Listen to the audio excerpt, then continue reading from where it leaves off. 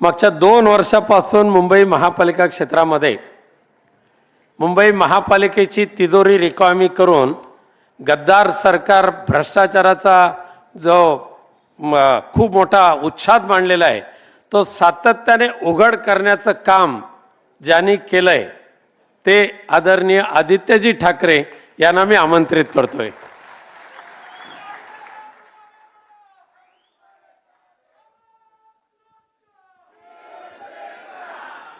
आदरणीय पवार साहेबांची आणि उद्धव साहेबांची परवानगी घेऊन इथे उभा राहिलेलो आहे।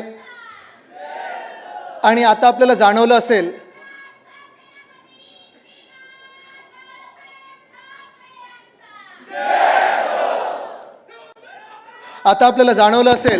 की बॅटिंग ऑर्डर आता काही राहिलेली नाहीये। सुरुवात उद्धव साहेबांपासून झाली, मध्ये मध्ये मोठे दिग्गज नेते बोलून गेले, मध्ये मग मी एक ज्युनियर बॅट्समन आलेलो आहे। ओपनिंग बॅट्समन सहसा असतो तो, शेवटाला पवार साहेब आहेत, मला वाटतं त्यांच्या आधी राऊत साहेब आहेत, नानाभाऊ आहेत।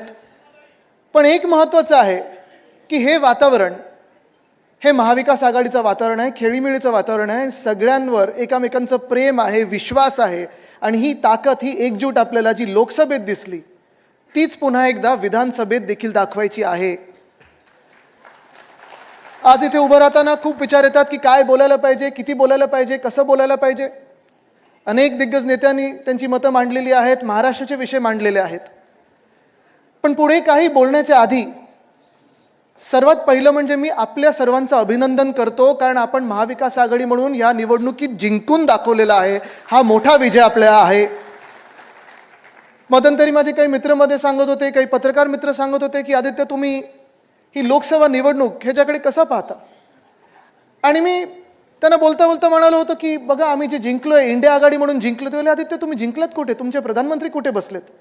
आणि मी त्यांना सांगितलं की तुम्ही हे ओळखा की जी भाजपा 400 पारचा नारा देत होती, जे एक्झिट पोल कमीत कमी 350 हे आकडे दाखवत होते, त्यांना 303 वरनं देशाने 240 वर खेचलेलं आहे। इथेच महाविकास आघाडी आणि इंडिया आघाडीचा विजय झालेला आहे। आज हे बहुमताचं सरकार असतं तर प्रत्येकाच्या घरावर बुलडोजर आला असता।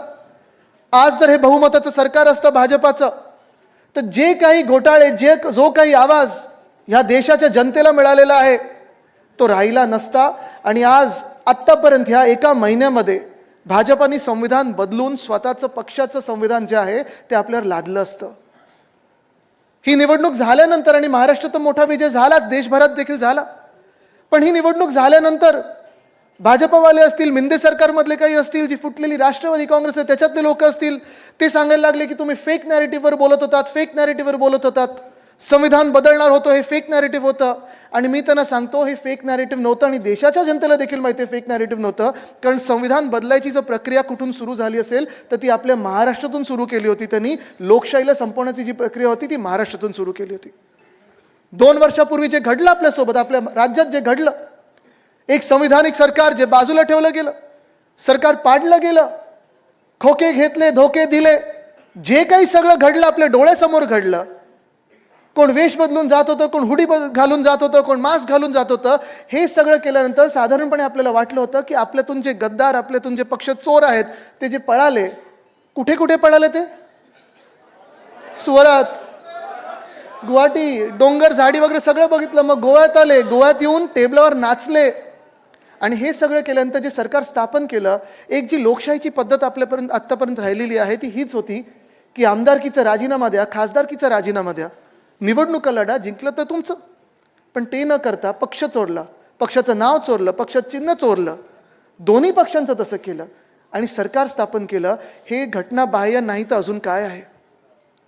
जे महामानव डॉक्टर बाबासाहेब आंबेडकरांनी संविधान आपल्याला लिहून दिलेलं आहे त्या संविधानाचा अपमान नाही, डॉक्टर बाबासाहेब आंबेडकरांचा अपमान नाही तर अजून काय आहे।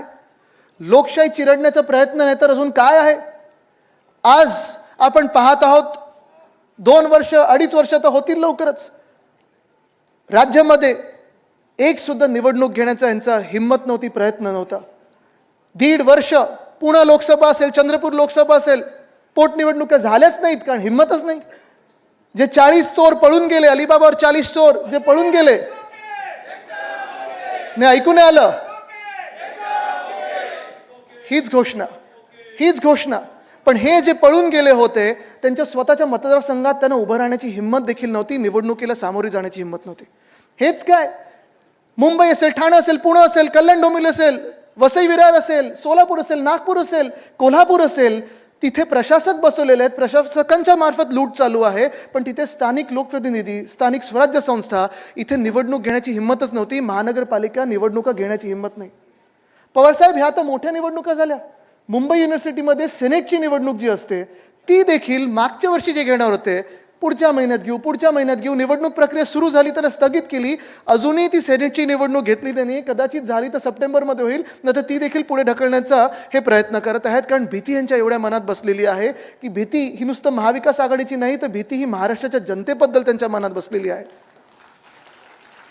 आज 2 वर्ष आपण पाहतोय आणि मी त्यांना हे सातत्याने सांगत आलेलो आहे, इंटरव्ह्यू मधून सांगत आलेलो आहे, कुठच्याही मंचावर गेलो तिथे सांगत असतो, विधानभवनात सांगत आलेलो आहे की चला हिंमत असेल तर निवडणुका घ्या. आज पण त्यांना सांगत आहे, आज कदाचित निवडणूक आयोगाची, जी भाजपच्या कार्यालयातून निवडणूक आयोग चालतं, त्यांची पत्रकार परिषद आहे. कदाचित झारखंड नाही, महाराष्ट्र नाही, तर हरियाणा आणि जम्मू आणि काश्मीरच्या निवडणुका घेतील. आज मी तुम्हाला सांगत आहे, तुम्हाला तिथे बसण्याची नैतिक जबाबदारी नाही. राजीनामा द्या आणि निवडणुकीला सामोरी या. निवडणुकीला सामोरी या. जे सरकार अमान्य आहे महाराष्ट्राला, जे सरकार नापसंत आहे महाराष्ट्राला, जे सरकार नाकारलं गेलेलं आहे, लोकसभेत असेल आणि दुसऱ्या निवडणुका घेण्याची हिंमत नाही तुमची, चला थोडी तरी शरम दाखवा, थोडी तरी लाज दाखवा, थोडी तरी हिंमत दाखवा आणि महाराष्ट्रातल्या विधानसभा निवडणुका आज जाहीर करा. आज आमची लढण्याची तयारी आणि जिंकण्याची तयारी देखील आहे. पण एवढं जर तुम्ही चांगलं काम केलं असेल, बहिणींसाठी काहीतरी चांगलं काम केलं असेल, शेतकऱ्यांसाठी जेवढं चांगलं काम तुम्ही केलं असेल असं तुमच्या मनात असेल, कारण तुम्ही काम एवढं करता आणि होर्डिंग एवढे लावता, होर्डिंगवर जेवढी चांगली कामं आम्हाला दिसतात तेवढी खरोखर महाराष्ट्रात कामं झाली असतील तर आज पुन्हा एकदा मी तुम्हाला चॅलेंज देते, आज असेंब्ली डिसॉल्व्ह करा आणि निवडणुकीला सामोरी या. पण हिंमत नाही, प्रत्येक दिवस खेचायचा, कारण त्यांना माहिती आहे, महायुतीला माहिती आहे. आणि महायुती म्हणजे काय आहे? महायुतीमध्ये ना महा आहे ना युती आहे, कारण एकामेकांच्या फायलींवर तर सह्या होत नाहीयेत आणि महाराष्ट्रासाठी काही केलंच नाही. पण आज आपण पाहतोय की हे काही भाजप जे आहे, मिंदे सरकार आहे, त्यांच्यात हिंमत नाहीये आणि प्रत्येक दिवस तो आपला, प्रत्येक दिवस लुटायचा.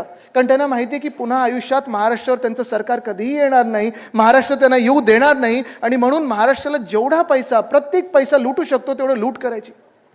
मुंबई महानगरपालिका असेल, पुणे महानगरपालिका असेल, ठाणे असेल, कल्याण डोंबिवली असेल, नागपूर असेल, सगळीकडचे जे काही घोटाळे आहेत ते आम्ही लोकांसमोर आणत आहोत, सतत आणत राहिलेलो आहोत. गेल्या 2 वर्षात जी लूट झालेली आहे महाराष्ट्रामध्ये आणि मुंबईमध्ये, किती घोटाळे ह्या लोकांसमोर आणायचे. कधी कधी आता ते अधिकारी जे आम्हाला फायली देतात ते पण कंटाळले, ते बोलतात साहेब तुमचं सरकार लवकर आणा, किती फायली तुमच्यापर्यंत पोहोचवायच्या. पण आज आपण पाहतोय 40 चोरांना नोकऱ्या मिळालेल्या आहेत, 40 चोरांना खोके मिळालेले आहेत. आज महाराष्ट्रातला तरुण जाणार तरी कुठे, हा प्रश्न उपस्थित झालेला आहे.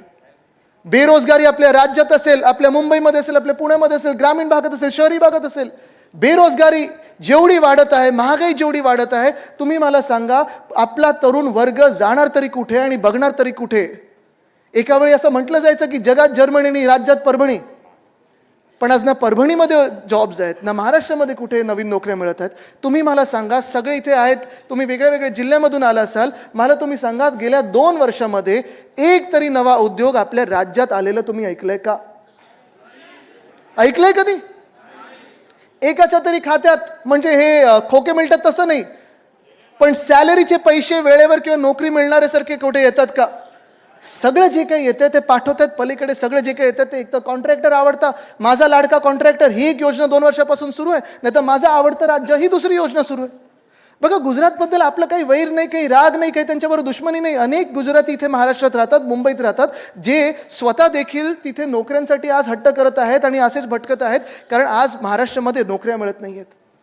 पण आपण जर पाहिलं असेल पोलीस भरतीसाठी 17,500 पदं होती, 17,500 पदभरतीसाठी किती लाख मुलं आली इथे? 17.5 लाख, 18 लाख तरुण इथे आले मुंबईमध्ये.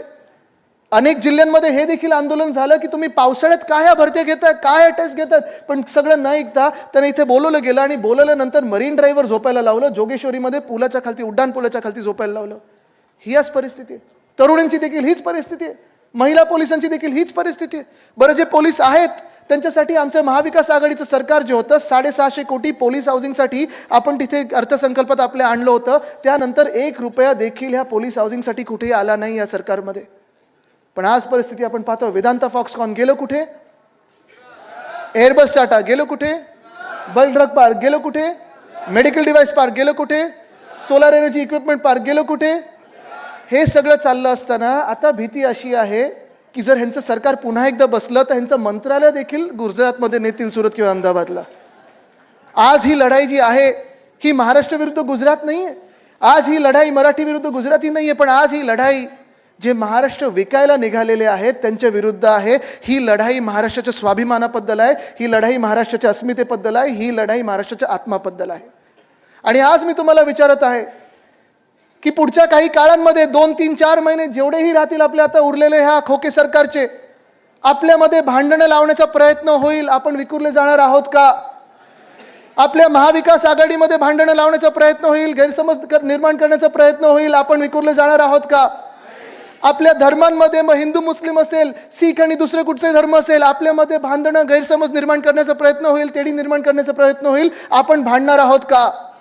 आपल्या समाजामध्ये मग मराठ्यांमध्ये असेल, ओबीसी मध्ये असेल, इतर कुठच्याही समाजामध्ये असेल, जातीमध्ये असेल, आपल्या जिल्ह्यांमध्ये असेल, भांडणे निर्माण करण्याचा प्रयत्न होईल, आपण भांडणार आहोत का? भाजप जी घाबरते ती एकजुटीला घाबरते, भाजप जी घाबरते ती सच्चाईला घाबरते. कारण भाजपचं इक्वेशन हे सोपं आहे, कीचड़ कमल कीचड़ में ही खिलता है. आपण या महाराष्ट्रात त्या चिखल फेकीमध्ये अडकणार आहोत की त्याच्याही पुढे जाऊन पुढचा विचार करणार आहोत, हे आपल्याला ठरवायचं आहे. आणि म्हणून मी तुम्हाला सांगतोय, आपण सगळे एकजुटीने लढायला तयार आहोत का? आपण सगळे या खोके सरकारला हरवायला तयार आहोत का? आपण सगळे आपला नवा महाराष्ट्र घडवायला तयार आहोत का? आपण सगळे महिलांना न्याय द्यायला तयार आहोत का? आपण सगळे महिला सुरक्षा ही खरोखर महाराष्ट्रात अंमलात आणण्यात तयार आहोत का? आपण सगळे तरुणांना रोजगार द्यायला तयार आहोत का? आपण सगळे आपलं सरकार बनवायला तयार आहोत का? आणि आपण सगळे एक दिलाने एकजुटीने लढायला तयार आहोत का? जर लढायला तयार असाल तर हात दोन्ही वरती करा आणि सगळ्या ह्या नेत्यांना ताकद दाखवू आपली. ही जी ताकद आहे ना, ह्या ताकदीला भाजप घाबरते, कारण जिथे फूट होते तिथे भाजप जिंकते. पण आपण ठरवायचंय, आपण लढणार आणि जिंकणार ते महाराष्ट्र म्हणूनच लढणार आणि जिंकणार. धन्यवाद. जय हिंद, जय महाराष्ट्र, वंदे मातरम.